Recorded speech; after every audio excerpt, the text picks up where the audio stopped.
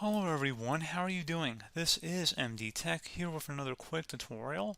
In today's tutorial, I'm going to show you guys how to uninstall programs on your Windows 11 computer.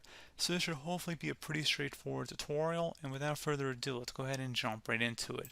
So you want to start by right-clicking on the Start button, and you want to select Settings.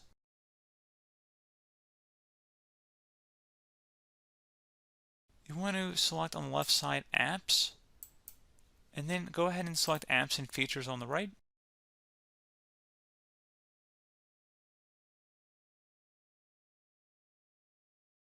Go ahead in the apps list and go ahead and type in the app you want to remove, for example, and then select the three-dotted icon next to it and select Uninstall.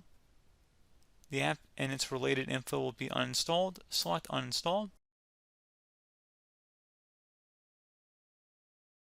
And there you go, guys. I do usually recommend restarting your computer once that's done, and that should be about it. So, as always, thank you guys for watching this brief tutorial. I do hope I was able to help you out, and I do look forward to catching you all in the next tutorial. Goodbye.